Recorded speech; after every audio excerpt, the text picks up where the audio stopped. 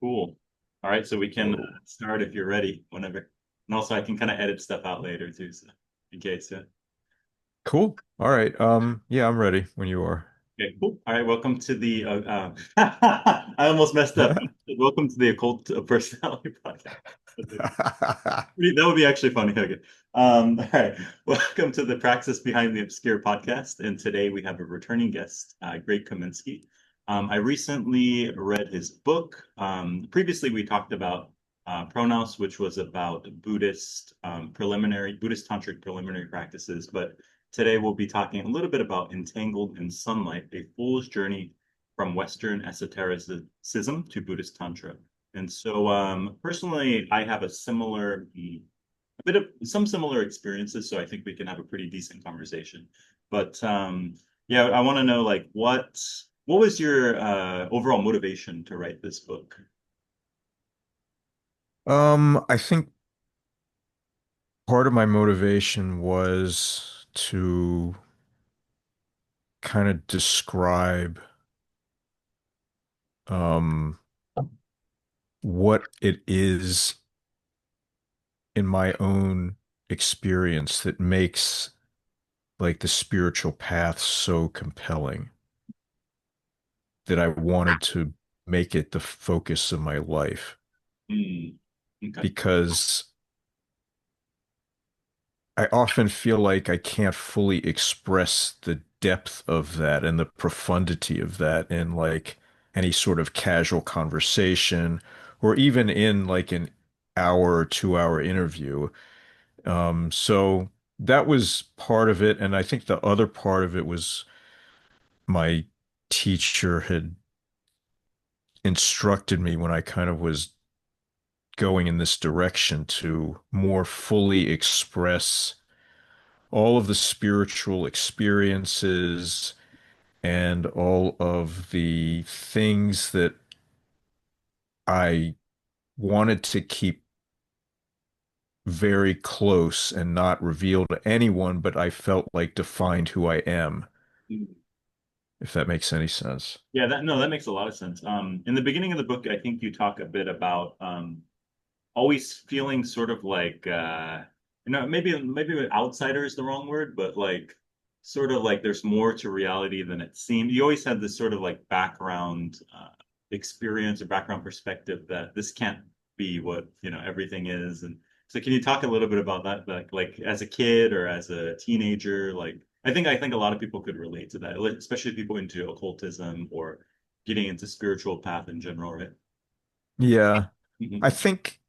think yeah, I had that sense as a very young child through dreams and later growing up fairly early as a teen, kind of like noticing the sort of incongruity between like the way people spoke and then the way they acted and and it just kind of spiraled out from there. And then it was just indicative of like something's off here. Like the world is kind of like portrayed as like this sort of place where there's some kind of order and like the adults know what they're doing and the people running the everything or like have some clue as to how to do it and then you kind of come to find out that not only is it like chaotic and kind of ignorance rules, but often people have really like people are desirous, so they have all kinds of motives that involve like power, money, Mhm. sex, control, and a variety of other probably negative qualities. So, yeah, and then I think that kind of led me into this notion that, which I think, if I'm honest, is kind of like more of a Gnostic dualism where there is some sort of good and light, but you may not be able to find it in the material existence sort of thing. Okay. Okay. So that naturally led me into sort of like appreciating Gnosticism and then all of the Western occult traditions that kind of are sympathetic in some ways with those ideas. Okay, and then you sort of from there, eventually you sort of started to get into some Western esoteric tradition, some studies. You started your Occult of Personality podcast, which I almost mistakenly referred to this podcast. Yeah, for those people who they missed the blooper, I said, "Welcome to the Occult of Personality podcast." Oops, yeah, sorry about that. But yeah, great podcast, and I think a lot of people into this subject matter would know about it. So. Um, I think you had Thank mentioned you. that, like, yeah, you got into Western esotericism, and then in order to kind of explore that deeper, explore your interest deeper, you kind of started the podcast to be able to talk to different authors, It's practitioners. So, yeah, maybe you can share a little bit about like the journey of like the different traditions, different teachers you met within this Western occult tradition, I guess you could say. yeah, I mean, you're right. That I really wanted to talk to people who I felt like knew more than I did and were experts, and I wanted to learn, and I felt like this was a good way to do that one-on-one and also have it be of some benefit to others. So Mhm. it seemed to all work out. You're right. I met a lot of really interesting people who've dedicated their lives to discovering truth and following like certain spiritual paths and learning to do arcane, basically to make things happen in arcane ways and in non-traditional manners. So uh, it was really wonderful. I mean, I think of back to some of the most who made the like a biggest impression on me. I guess one of the first would be Alan Greenfield. Mhm. I interviewed him a number of times. Really, I would say he's an expert in the areas of ceremonial magic, ultra terrestrial communications, and sacramental religion, Mm. and probably a few other things that I'm not recalling. But yeah, he's a super interesting dude. I interviewed him a number of times. I thought it was fascinating, this idea that you could connect the UFO phenomenon, Men in Black, ceremonial magic, uh, and I don't know. It's just really interesting. And he's an interesting guy. So, um, Does it wasn't he involved with like a TV series or something along those lines that connects with what you're saying with like alien yeah, content? I think he might have been with, The I don't know name if it was Ancient Aliens or some other UFO show. Yeah. the name's escaping me, but anyways, yeah. Yeah. Yeah. So he was definitely one of the earliest Mhm. people who I kind of was like really Mhm. interested in his books and what he had to say. Let's see, later on, there's people like Angel Millar, who's a Freemason, and he's written books on other topics as well. He's a really interesting guy, and I think he has a lot of interesting things to say. Um, Another person who I've interviewed, I think, more than anyone else is Craig Williams. Uh, he is a specialist in Hindu Tantra and Ayurveda and a few other esoteric areas of Gnosticism. So I think he's really fascinating because he is a person I feel like who lives his practice like 24/7, whether he's like seeing patients or working out or doing meditation practice or yoga, just like it's just he's always like he lives it. Mm. Um, and his books are really amazing, I think. Mm. Okay. Yeah. There's been so many. I think Peter Mark Adams definitely stands out. Oh yeah, yeah. I interviewed. He was great. He was great. Yeah. Yeah, I mean his books and the level of knowledge that he has about his subjects is so intense. Yeah. It's really like amazing. I feel like we're lucky to have him Yeah. for sure. Chuck Dunning is another person who I'm really thankful to have met and interviewed because he is a guy who is a Freemason. He's a Scottish Rite Freemason. I think he's a Masonic Rosicrucian, but it's, I don't know how this is going to sound, but he is a guy who actually like has like spiritually worked through the Masonic degrees in a way that m most people aren't even really capable of Interesting. Okay. because they present lessons and ways of mastering yourself that are truly profound if one were to actually do it. Yeah. But the problem is like they're so profound that doing it is a lifetime's work in some Mm, ways. mm. So I'm not saying I've done it and others haven't. You know what I mean? I haven't done that either. You know what I mean? I would still say if in that regard, I'm probably an entered apprentice or I'd be lucky to be a fellow craft. But yeah. So I don't know. There's so many more. Um I sorry to whoever I'm omitting here by Right. accident. I wasn't really prepared to name names like that, but Right. those are the ones that like really come to mind right away. Okay, okay. What about you also mentioned that other than the podcast, you also took on some teachers or you entered these study groups, you entered these societies and what have you.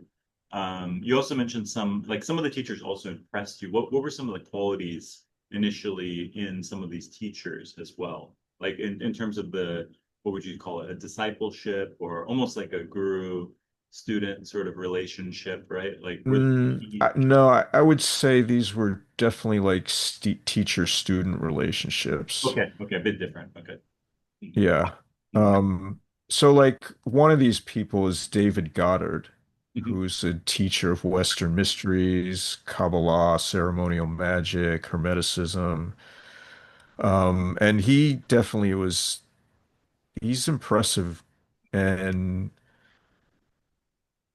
if I'm honest, I think what is really impressive about him is that he's really a good communicator. Mm. So when he's capable of actually like transmitting the teachings like in verbal form Mhm. in a way that is that really draws you in so you can really hear Mhm. to what's being said. Mm. Okay. And that's a gift. Um, and I know he studied with some, like, I think he studied with Halevi. He Mm. studied Kabbalah with Halevi, and he also studied Vajrayana. Interesting. Okay. So he was a Vajrayana practitioner also. And now I am of, I understand Mhm. like partly that is, I think made him so good at what he did Mm. Okay. because I think it gave him a level of understanding of the Western tradition that even I couldn't get until I learned Buddhist Vajrayana. Mhm. Mhm. Some people say that some of these Western esoteric traditions are kind of a Western Tantra. What is your take on that? Because I've heard a lot of people say something like a thelema or ceremonial magic is sort of like, it's sort of like how in Buddhist Tantra you use these mandalas, use these deities. They all have a specific function of reaching this gnosis, reaching enlightenment. They all have their Yeah, purposes in a way, but do you see that as, is there any sort of parallel there, or do you feel like it's a false comparison? What is your take I on mean, I can see that there can be a way of interpreting it that that? Mhm. way, but I don't interpret it in that way myself because my understanding of Tantra from Buddhist perspective is such that there's no Western equivalent that I'm familiar with Mm, that wouldn't be like part of a major religion okay. sort of thing. Mm, okay.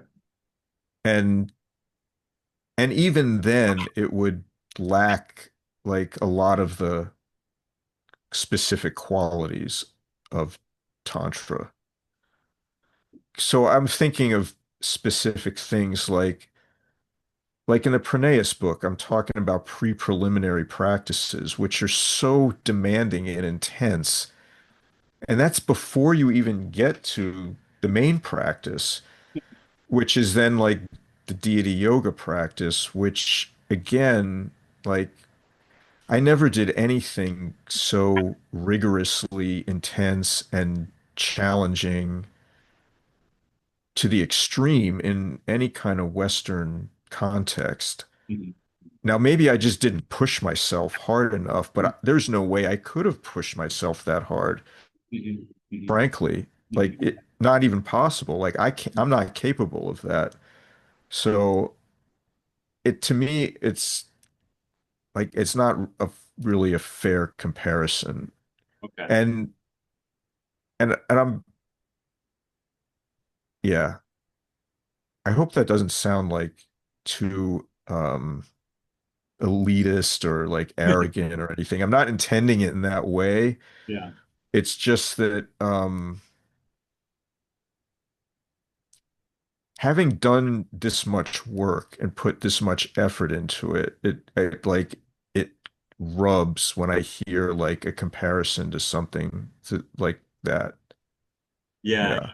I still have a lot of interest in the Western esoteric tradition. Specifically, I've Same. always been interested in the work of John Dee and Enochian magic Mm, because when I was experimenting with that, there was nothing that even compared in intensity. I mean, I tried these different systems, I tried different techniques, met different teachers, and the Enochian system just had its like, it was almost like comparing like taking a bicycle to taking a bullet train in Japan or something like that, right? Like just super wow. intense, super fast, right? However, I find that with a lot of these traditions, there are no lineages of transmission. Like, for example, even in Hindu Tantra or Buddhist Tantra, there's very clear-cut lineage of transmissions with masters who have been, Yes.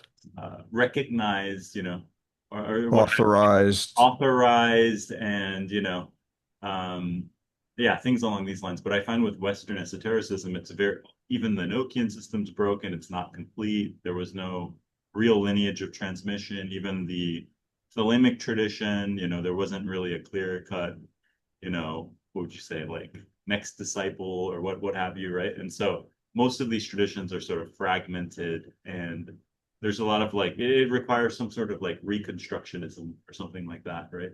And Well, so I think once you don't have the enlightened master to right, transmit it, like yeah, that's it. It's done.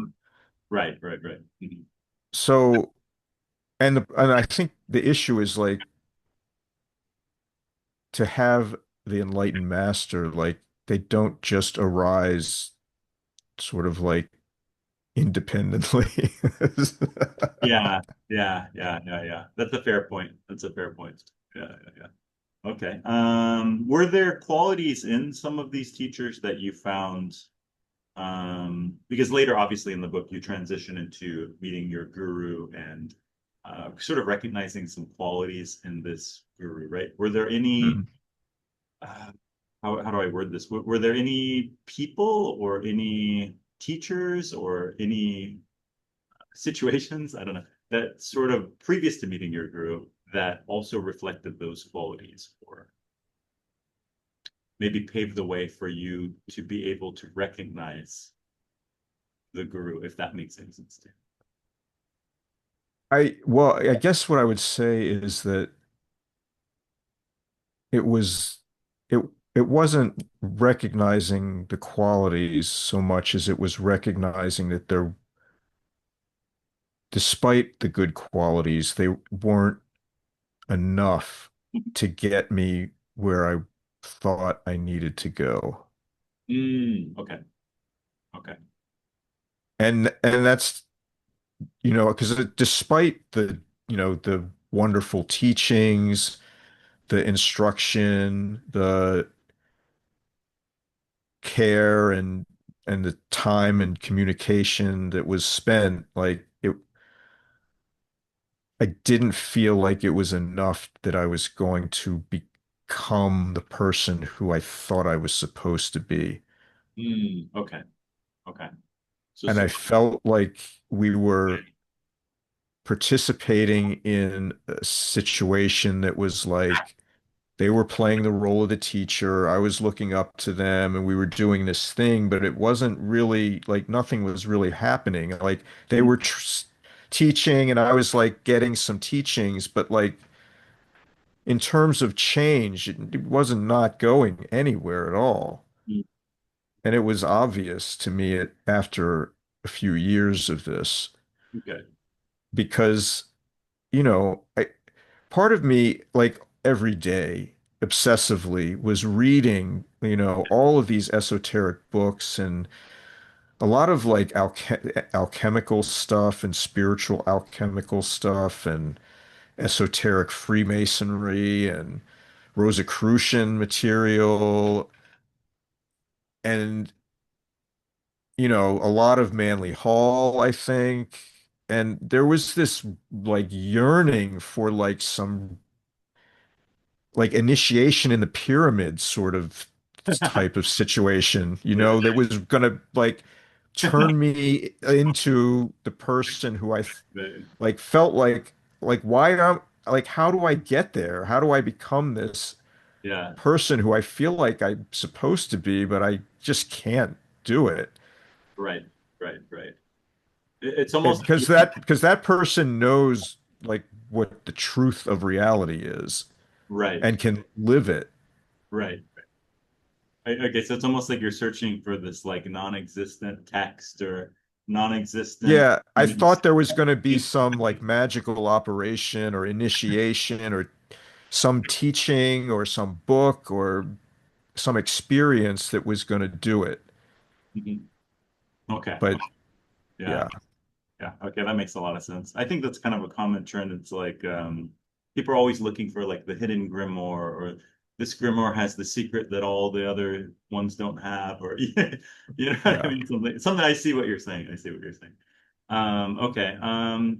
What was it about meeting your specific guru that was sort of what was the biggest I guess you did kind of explain that. You said something like you didn't feel like you had the tools or you didn't feel like this was going anywhere or something like that. But what was, I don't know how to ask the question, but what was the quality? What was the difference? What was it about the guru?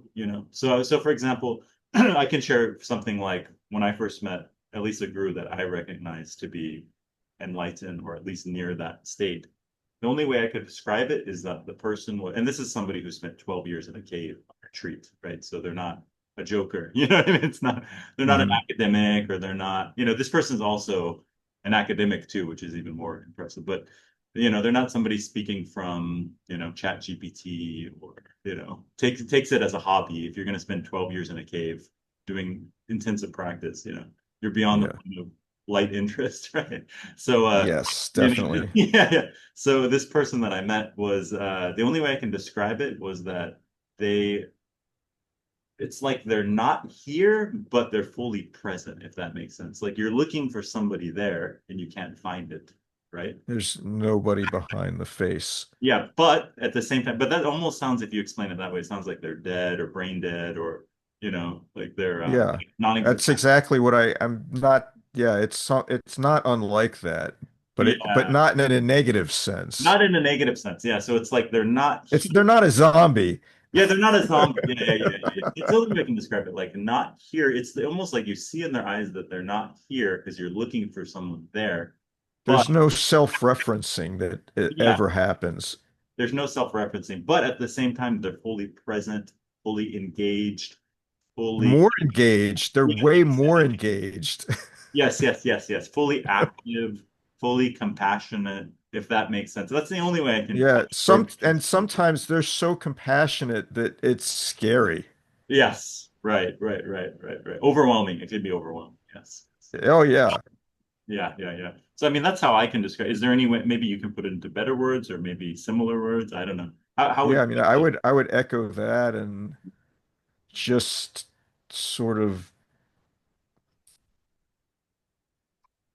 like I don't know, it's hard to describe it now because I've gone a little like beyond where you're talking about because I don't even relate to him in the same way anymore. hmm, Um, at that point, I think it was I'd never met anyone who looked so happy for no apparent reason. okay, that's good. Yeah. Like he was absurdly happy for no reason whatsoever. Hmm. And that was the first thing. And then he had this sparkle in his eye that I've like, it is like, it's hard to describe. The light of the sparkle in the eye is dazzling and overpowering Mhm, in a weird way. mhm. And that probably sounds super strange, but Right, you right. have to understand also, like, having been around magic and people doing magic for many years at this point, when you encounter a being like that, you're like your magic radar is like going off like crazy, and everything around them is like, what is happening? And that is another sort of quality of it that never ever seems to wane or diminish at all. It's like every time I'm anywhere near him, like it's just like, whoa. Yeah. It's almost psychedelic or something like Yeah. Yeah. yeah, yeah, yeah. Okay. That's a good way. You're like you enter into this bliss field of magical dazzlement Hmm, is all I can say. hmm, okay. Um, can you talk a little bit about like the transmission? So when you're with the guru, I guess there's also just being around them. That's what another way I can describe it for me personally is that being around somebody like that is a transmission. Like the Yes. transmission, whether you're doing some sort of ritual or some sort of empowerment or It some sort of teaching, of course that's a transmission too, but also just being in the presence of a person like that feels like a transmission in itself. That is the it truth, is. you know, in a way. Yeah, absolutely. Yeah. That's definitely the case. Yeah. Yeah. Yeah. There's never a moment in their presence that's not a transmission of some sort or another. And you just have to be or try to be receptive enough Yeah. Yeah. not to miss it. What do you think is the difference? Like, I'm starting to think about like there have been some, I'm thinking of like Osho or a bunch of people in Western countries who are these sort of charismatic gurus who become problematic, end up starting sex cults or, whatever like you said, motivated by maybe money, sex, power, who knows? I'm not, I don't know.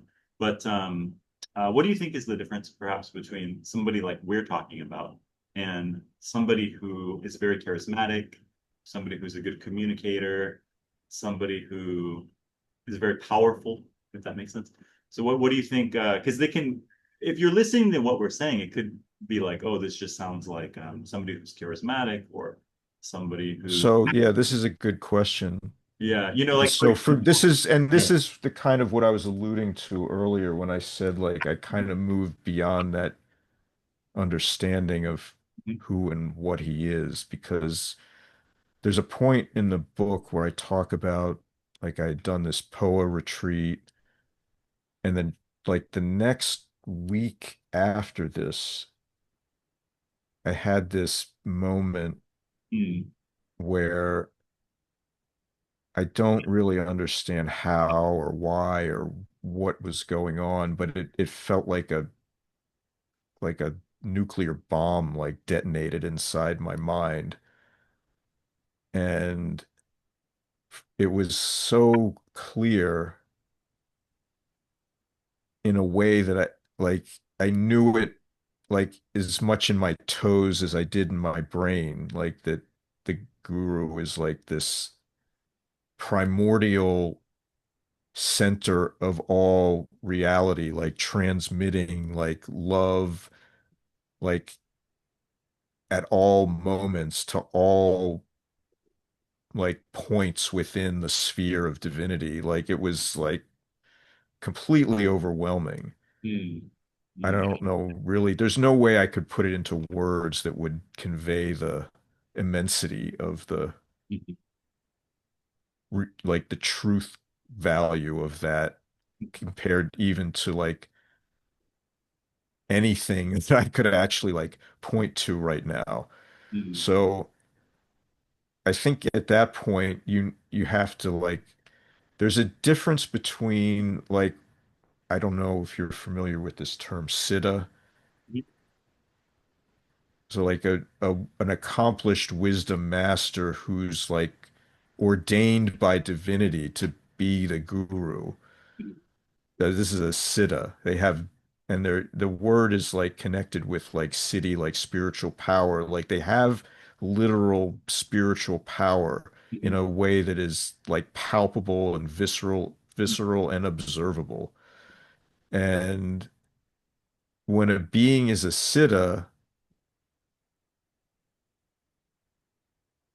I, I don't feel in my own um human beingness like capable of judging them and what they're doing or not doing mm, because I cannot fathom mhm, the divine sort of intention and method and mhm, it's beyond me. mm, So if they're a siddha, there's nothing I can say.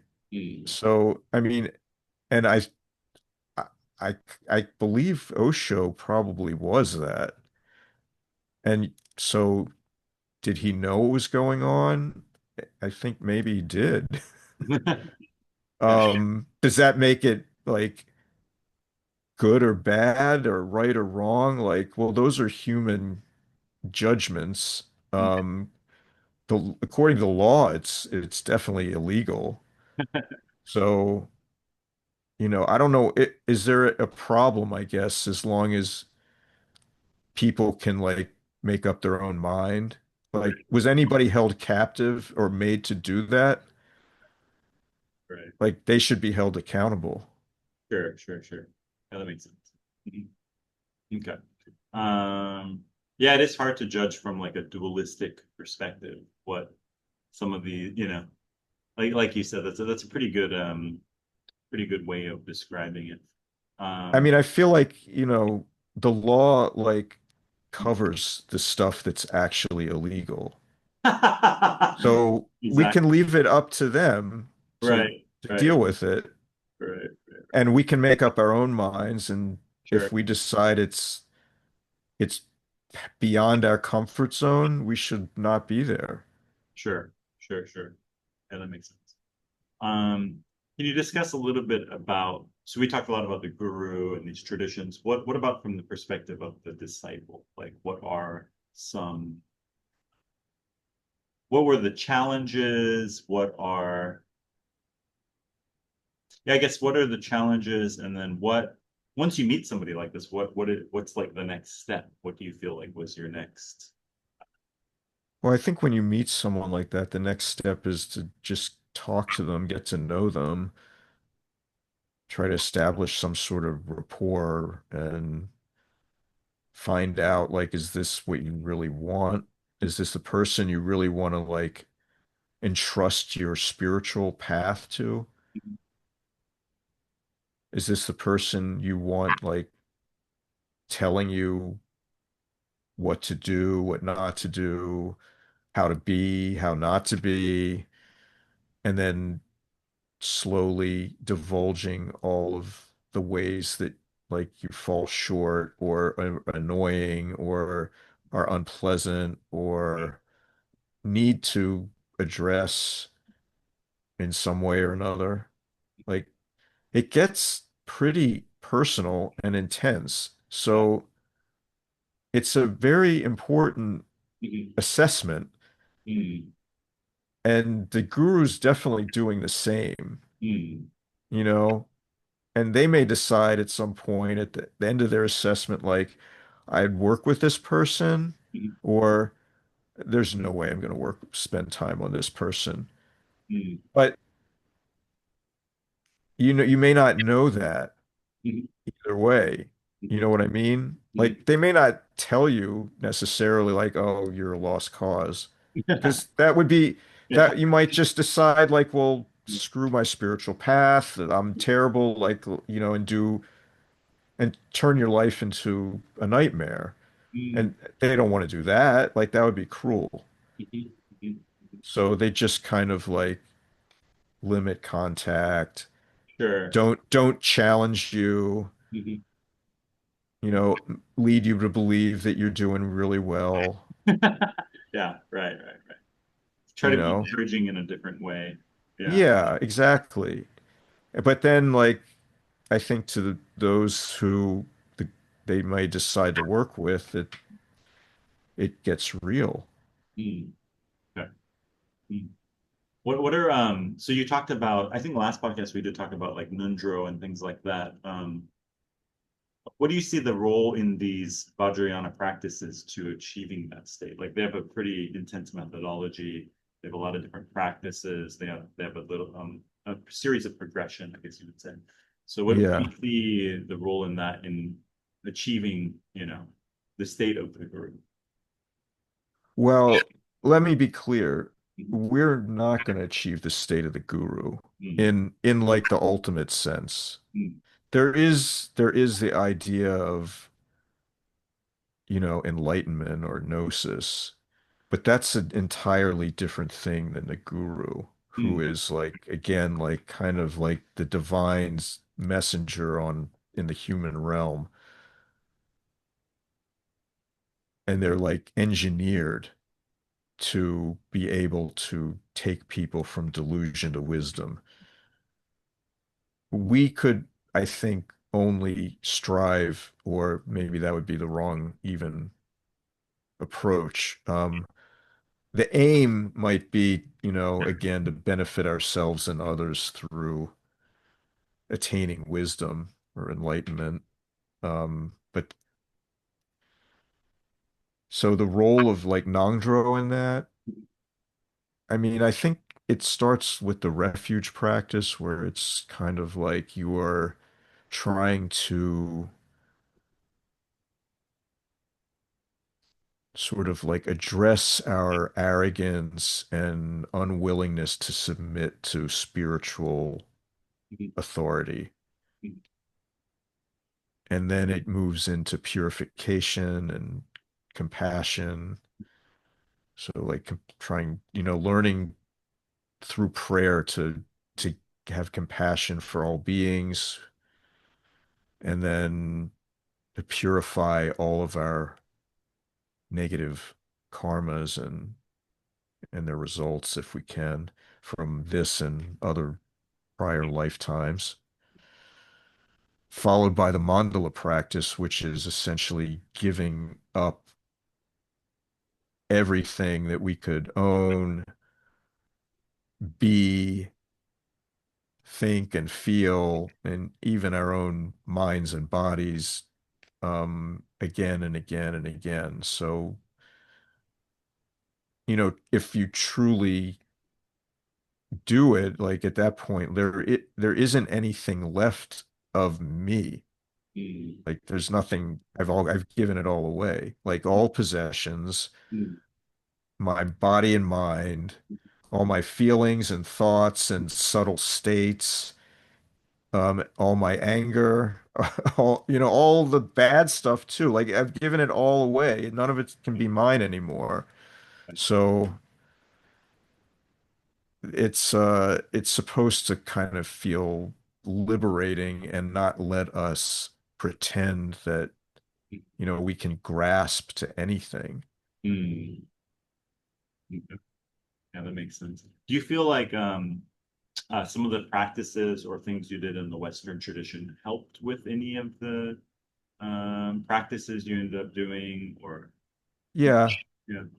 I think well, I think for one, Freemasonry Mhm. was really helpful because it taught me about like hierarchy and how to like work in a hierarchy and how to fit in a way that isn't abrasive to others, or at least to try to do that. Um, Yes, yeah. and to like show up on time, properly dressed and prepared, like all of those are really Mm. important things. I also think some of the meditation practices and some of the magical practices that I did, like really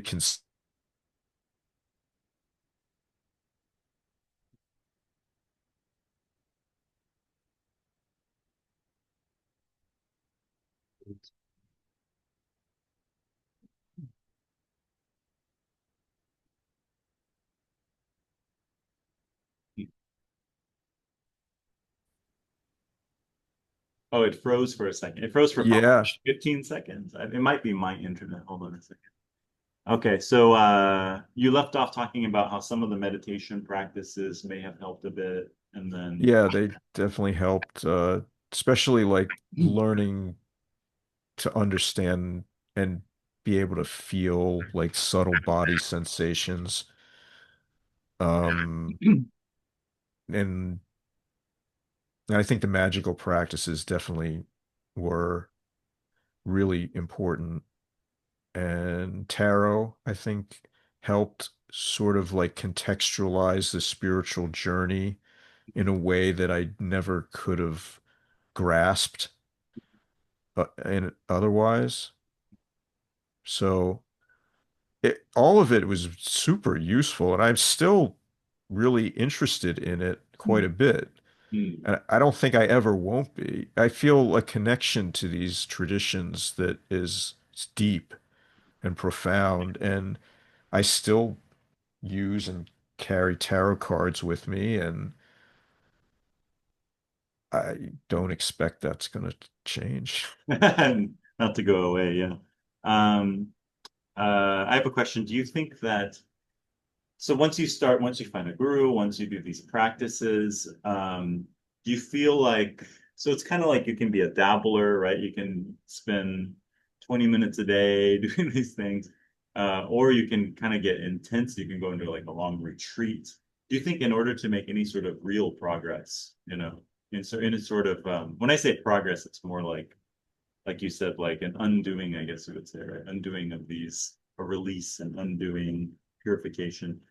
Do you think Yeah, it requires a very intense retreat or like many hours a day? Do you think people can actually make any progress just doing a very light, not I make it a couldn't. priority, if that makes sense? I Yeah. couldn't. Right. Okay. Okay. I don't know about anybody else, but I couldn't make any progress if I didn't make it as much the focus of my life as I was able to. Okay. Okay. And even now, like looking back, like I was not focused. Like even like a year ago Mhm. compared to now, like I look back and I'm like, I was not focused at all. Like, Mhm. holy smokes. Um, so I think intensity grows and deepens, and I think that I I don't know, like I couldn't get results Mm, if I did it lightly mhm. or and I'm not saying I did it with great discipline or like Sure. super intensity. I'm just saying like I've like definitely made it the focus and I definitely worked at it and I was blessed and I there was a lot of grace, I think, because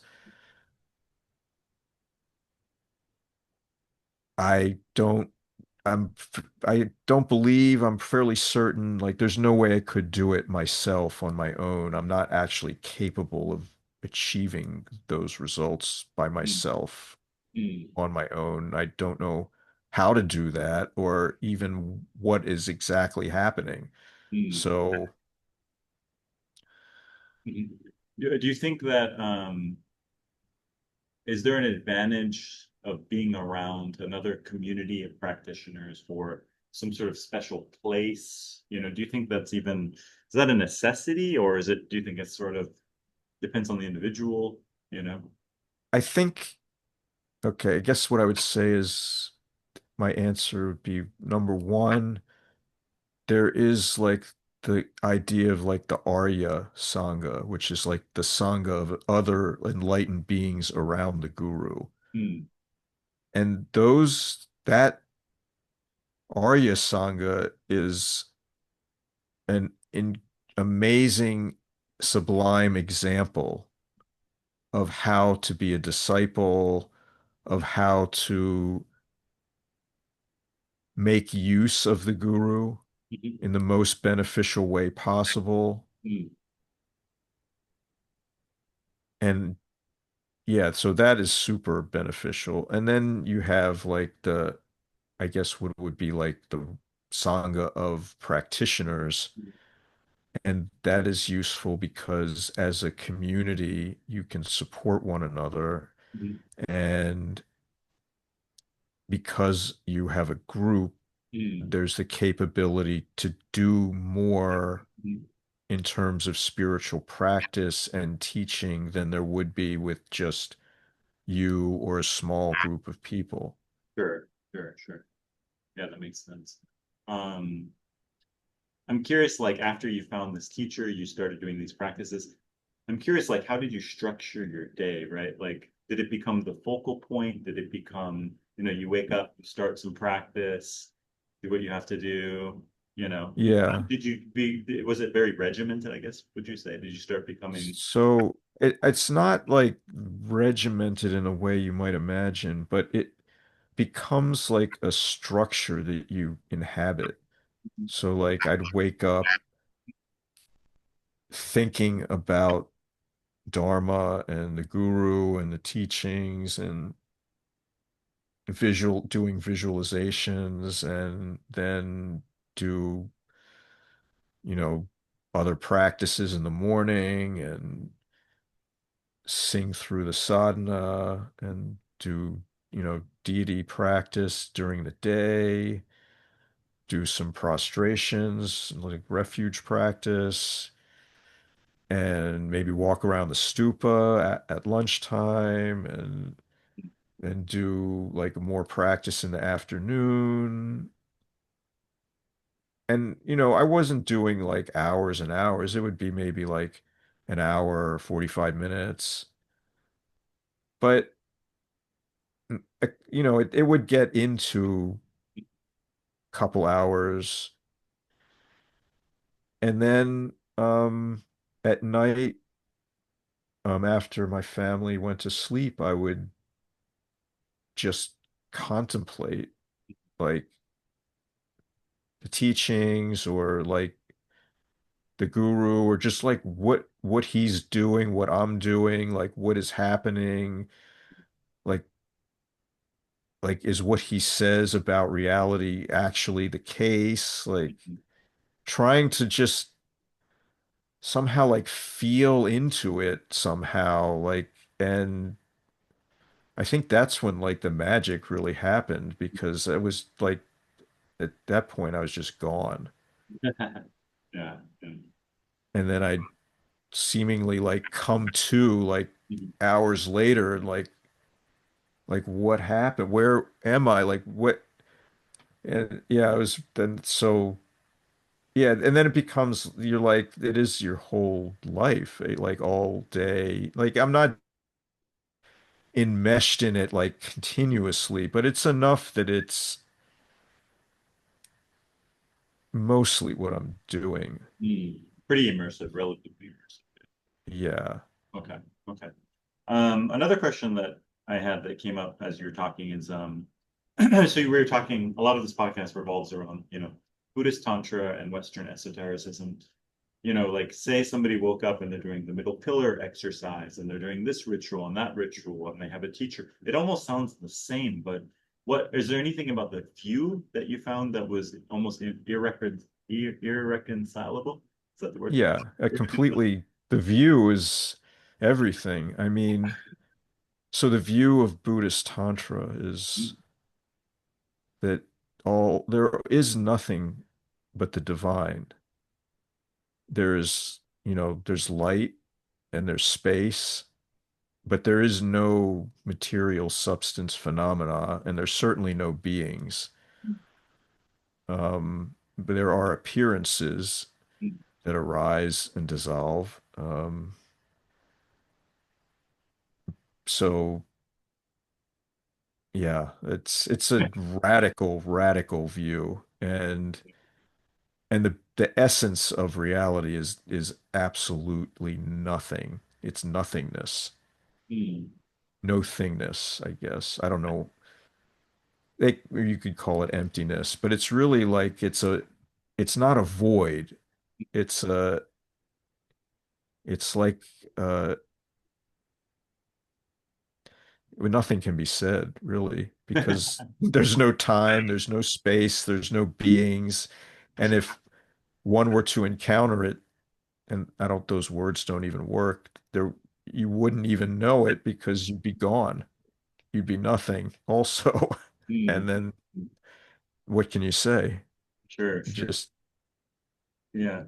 Um, how do you think that since it's like hard to describe what you're saying, this view, right? It's limited by words. How is the teacher able to point that out to the student without, you know? oh, well, through the teachings, Mhm. describing it, describing their own state Mhm. primarily because they're in this state. When I asked my teacher, how do you sort of how can you perceive appearance while still like knowing that it's nothingness? Mm. And his answer to me was like, I've gone in meditation into the nothingness so many times, so deeply, that at some point I refuse to emerge. Mm. So appearances arise Mhm. as nothing at all. And he is no different than that. Mm. Mm.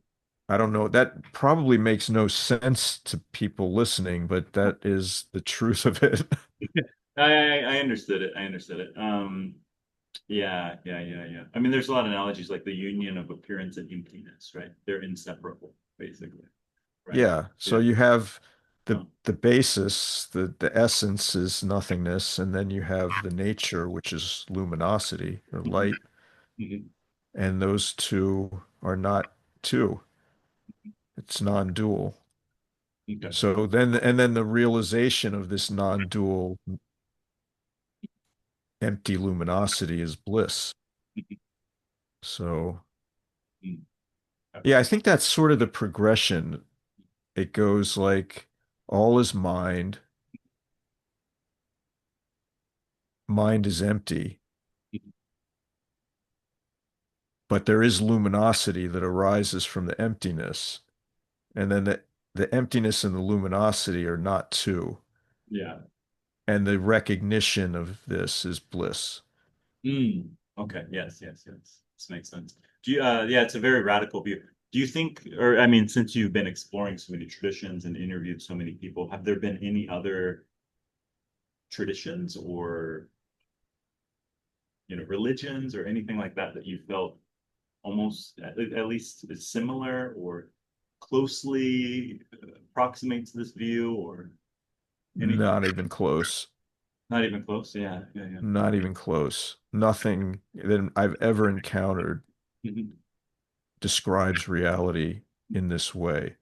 The closest I've ever encountered would it be like Nisargadatta Maharaj. I think he's in the Nath Yeah, tradition of Hinduism. yes, yes, yes. The Nazi tradition. So that would probably be the closest articulation Mhm. of it that I've encountered. Yeah, yeah. The Nath tradition is very interesting because you have these Mahasiddhas that are recognized in both Vajrayana Buddhist Tantra and then the Hindu Tantra as Yeah. well. So yeah, Yeah. very, very fascinating tradition. I would like to hear more about that actually. I'd be interested to interview a scholar or somebody who knows a lot about the history. That'd be fascinating, you know. So because this Vajrayana tradition sort of emerged out of this sort of it didn't happen like in a vacuum, right? It's sort of like No. the Buddha came up in the Shramana tradition, right? These sort of yogis, sort of aesthetics, and then the Vajrayana sort of came up in this sort of melting pot of you had these Agoris, you had these Shaivites, you had these, you know, Yes. so many. It was such a melting pot, right? That you know, what really seemed to distinguish the traditions is ultimate, from what I can see, is ultimately the technology, the methodologies were quite similar in some regards, but the view, Yeah. there's real subtleties in the view that uh, seem to be really the distinguishing thing. Because maybe from an outsider's perspective at that time, you could have a Nath practitioner and a Shaivite, and there it seems like they're doing the same thing. They're doing these Dita yoga practices, these mandala practices, these subtle body practices, and what have you. But there's slight variations on view, it seems like, among these different traditions, Not, Yeah, it's not hard. educated to really say all of the subtleties about I them. mean, it's hard for me to speak on the views of other traditions And me because I too, me too. can't say I'm actually that familiar with them. Mm, mm, But I would say like Vajrayana describes itself as the resultant path. So this view I'm describing or trying to describe is what is understood as the result when one mm, attains enlightenment. Like this would be what is realized. So, and I'm not saying that the other views are wrong, because that would be a mistake. What I would say is the other views are dependent upon how far the practitioners go mm, in the depths of their practice, probably. And I could be wrong about that. mm. You know what I mean? Because I'm implying like we go further, and Right, like right, I don't really mean that in that way. right. Um, but I feel like because everything is made of nothing, Mm, if you describe the result before you begin, this is like a magical act you're performing, right? Like you're hearing the guru telling you, like, this is the result. yeah. Like, what do you think is going to happen? Yeah. Okay. Yeah, yeah, yeah. That's fair. That's a fair assessment, I think. And yeah, not all the traditions have the same goal, right? Like, That's what I mean. Like, they yeah. have different sort of endpoints. Right, right. Yes. Yeah. Makes sense. Yeah. Um, okay. Yeah, I really enjoyed your past two books. Obviously, we did interviews about this book and the previous book. Are there any other upcoming books or projects or any inspirations for a new project, perhaps? Well, I want to mention there was a book in between these two called A Revelation of Wonderment. Oh, yeah. Okay. Maybe we can discuss a bit about that as well. That would be interesting. Yeah, that was that I'm actually most proud of that book, if I'm proud of anything, Yes, yes. because I felt like that in that book I'm describing my teachers did he did teachings on this, it was called the Nine Spheres.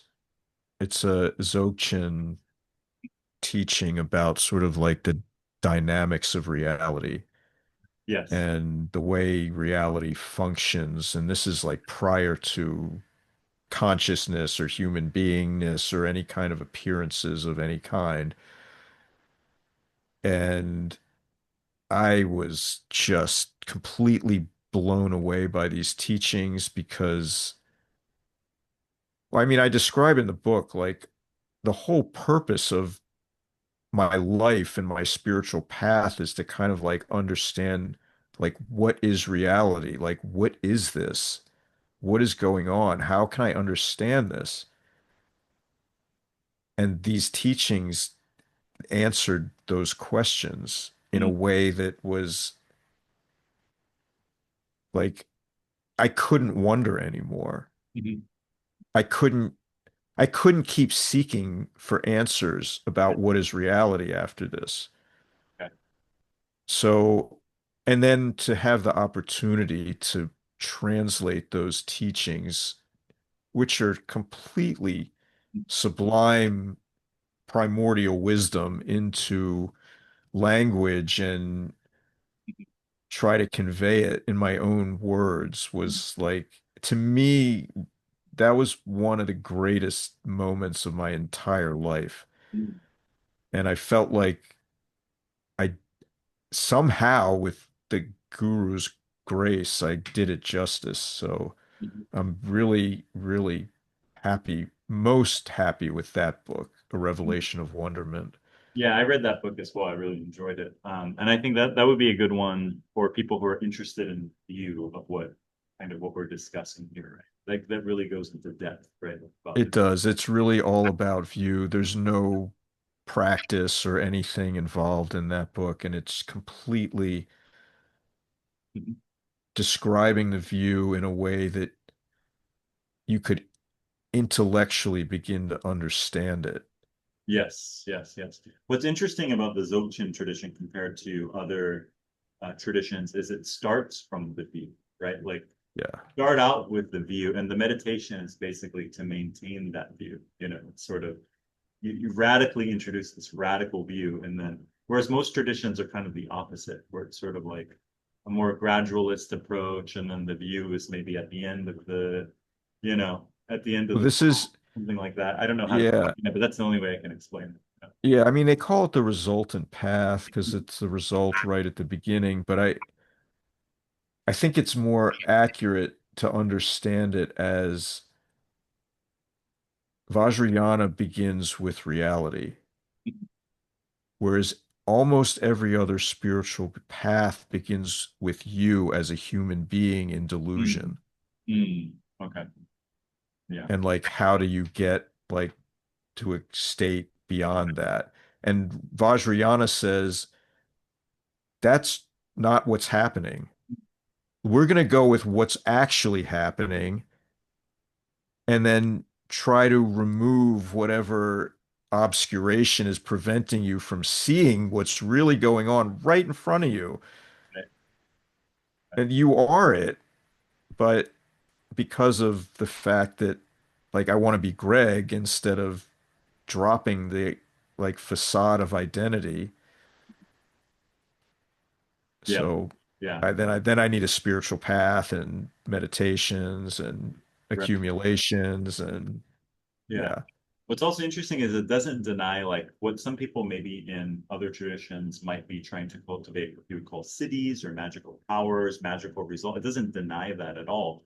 However, no, it doesn't make that the goal of the goal isn't to, you know, create a magical ability to manipulate and get something for myself. And it's not that's not no. at least the underlying motivation, the underlying goal. Like, No, it would only be to benefit beings. right, right, right, right, right.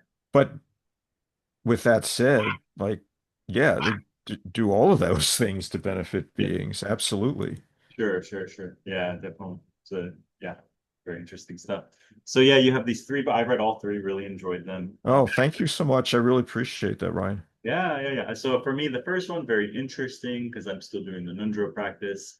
The second one is great because it does introduce the view, which is yeah, radical, right?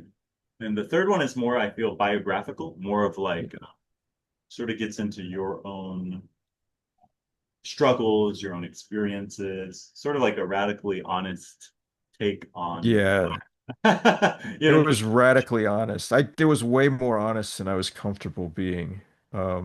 I like that though, because you might read a lot of other biographies or experience, and it sort of sounds like sugar coated or like, oh, it's just all, what do you say? Like, it's all fun and flowers and candy, but this is Yeah. definitely isn't that kind of, Yeah, I mean, I'm not that kind of person, and I had this yeah. need to be authentic as possible, because there was a sense that if I don't sort of disclose this stuff, if I don't give it away in the book, like I don't tell you about it, then it's going to continue to define me. Mm, It's going to continue to like ultimately like hold me back by like living in the past. sure. Right. Well, writing it Um, out can help sort of integrate it in your own being. yeah, Then also, I think it creates a lot of, I mean, other people can read that and they can relate with it. They can connect with it. It's not like I hope so.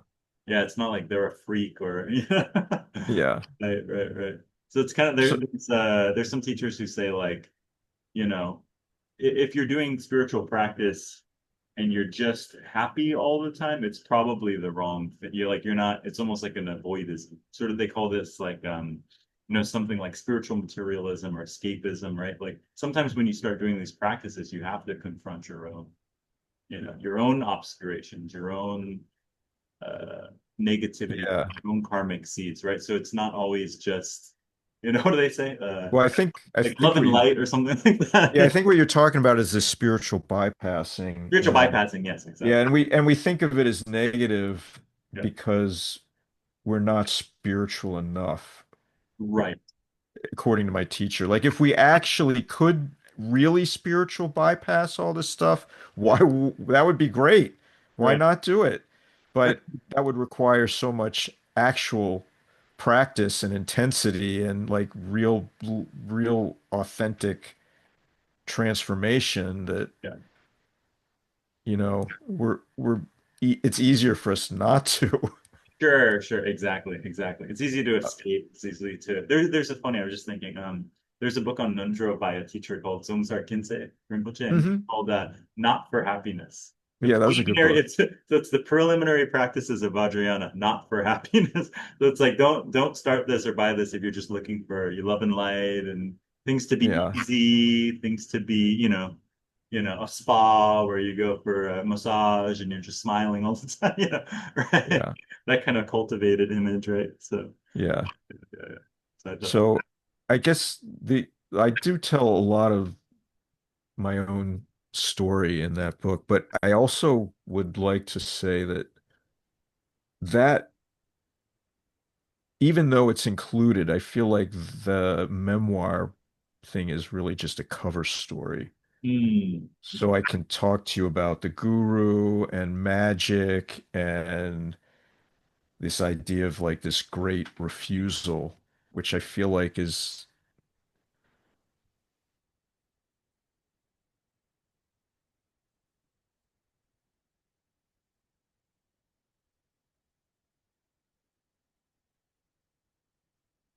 it's not for everyone. So, Oh, but you're I right. feel like You these cut things out for are about pretty 15 seconds. useful. Can you repeat the last 10 seconds? That great refusal is right when you cut out. So, Yeah, so this idea of the great refusal, because I feel it's important for not just the spiritual path, but just life in general.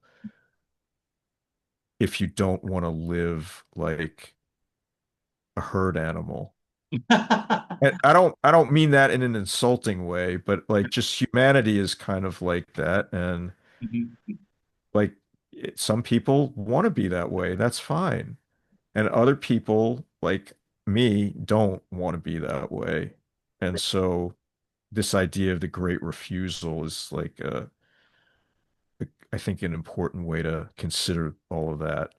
Mhm. So like in that idea, writing about magic, writing about the guru and like how the guru, what the function of the guru actually is in terms of like the spiritual path and how it how the guru functions, I think is not even well understood by many students of Mhm. the guru.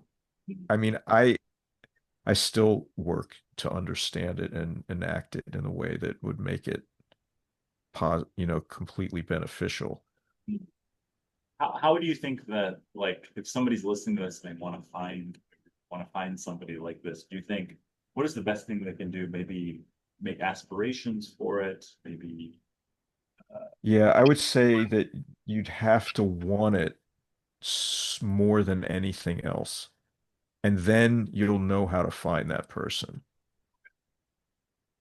But if you don't want it more than anything else, there's a good chance you won't find that person, or you'll find someone who's like a stand-in for that, but isn't the one that you're really seeking.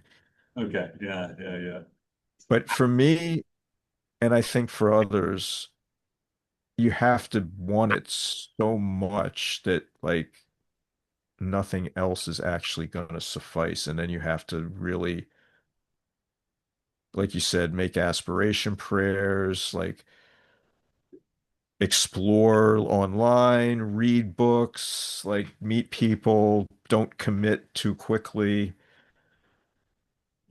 be discerning more than anything else because it's a lifetime commitment sort of thing. I'm not saying like you couldn't change your mind or couldn't leave, but from their end, like it's a total lifetimes commitment.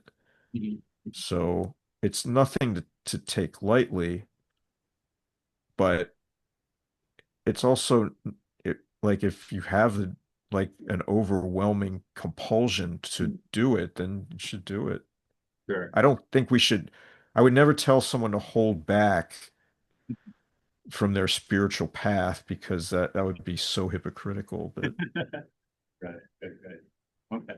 All right. So yeah, you got three books sort of on this topic or this general direction. There's no plan, you have no plans for a fourth, or is there something you're working on or not really? I mean, I'm always writing things, but I'm not writing another book at the moment. Okay. So we'll see what develops. Okay. It's I hope there will be another.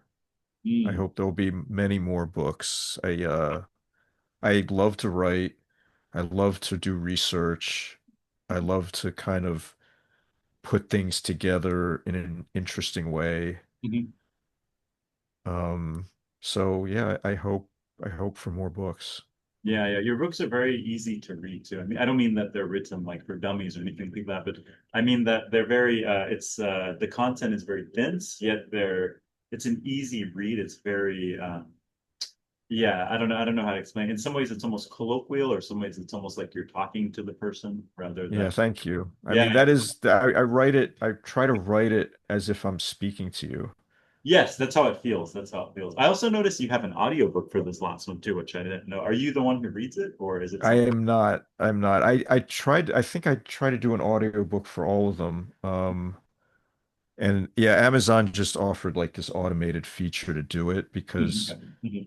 Mhm. to do the recordings, Mhm.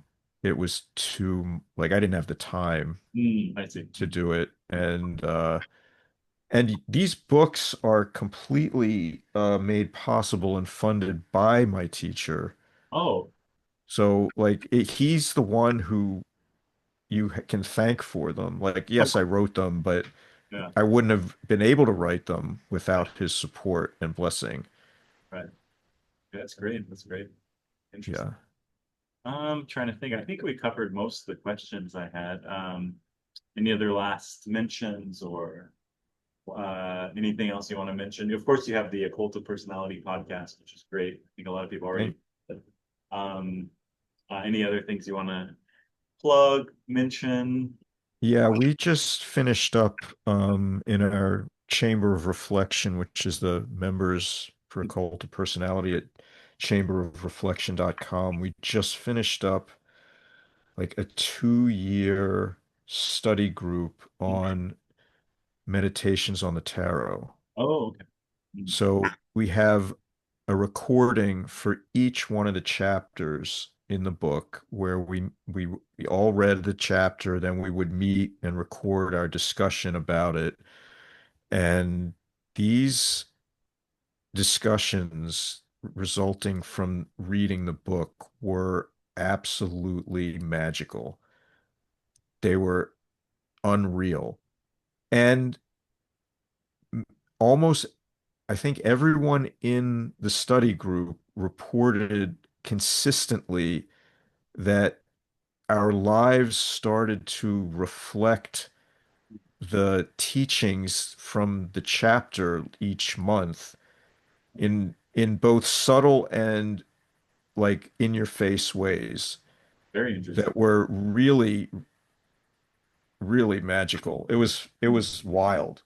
And so the whole experience was pretty, I mean, I hesitate to use the word life-changing because like that is maybe a step above the impact here, but it was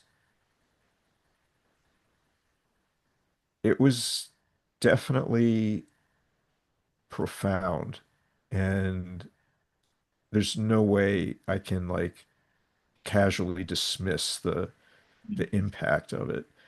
So those recordings are all available in the Chamber of Reflection Yeah. if people want to subscribe to that. And I would encourage anyone who's interested in tarot and Tomberg's meditations on the tarot and contemplating these major arcana to check that out because um, it was a huge undertaking, but it was so worth it. And I really hope other people will benefit from that. I've been recommended that book a few times, The Meditations on the Tarot. I've never read it, but it's Yeah. there's like deep contemplations on each card and the lesson of each card, basically, right? Yeah, and reflections on the ideas that these contemplations bring up and Mm, related notions. Yeah, it's just a wonderful exploration of tarot, and my understanding of tarot would it could never be the same after that. It's it's really grown in entirely new dimensions. mm. Who wrote that book? What was the Valentin Tomberg, okay, okay. And then it but was a it was published under anonymous. oh, interesting. Okay. Quite a while, like 100 years ago, or is it more recent? I thought it was. I think it's from like the 1960s, I want to Oh, say. okay. Interesting, interesting. Is there anything to say about that? Because he published it anonymously. Is there any, do you know much about the person who wrote it or not so Just a little like he was a Christian mystic, much? so I don't know, but if I'm speculating, I would say like because I'm pretty certain he was like a member of the Catholic Church. Mm, So you wouldn't want to publish a book on tarot, even if it's Christian Hermeticism, right. because it's still, pretty edgy Right, right. for Right. the Catholic Church. So I suspect that was the reason. Okay. Okay. Interesting. Okay. Yeah, I definitely have to check that out. So, yeah, maybe I guess in the show notes, I'll list out your podcast, also the Chamber of Reflections, right? Which is the Yeah, sort of membership zone, right? yeah, I know you also have a Discord channel, so maybe I could link that up too yeah, please in the do. show notes. Yeah, it was great chatting, and Yeah, for I sure. look, Thank you. yeah, definitely. I look forward to hopefully there's another book or another thing in the pipeline, so it'd be fun to I do. hope so. Yeah, yeah, I yeah. hope- Sometimes you need some the next level of experiences or the next thing to kind of inspire, because all of these are very, very like inspired works, right? Like the Nundro is very inspired on your personal journey. The book on the What was the one, the Nine Spheres book? What was the name? Yeah, the Nine Spheres, a revelation of wonderment. Yeah, very inspired by the view and your teacher's teachings. And then the final one feels more inspired on your own personal experience and biography, your own journey, so to speak, right? It feels much like that. So yeah, I look forward to the next one, if there is a next Yeah, I one. hope so. Thank you so much, Ryan. It was really a pleasure to chat with you again, and I appreciate you. Yeah, definitely, definitely. Okay, thanks for joining the show, and until next time.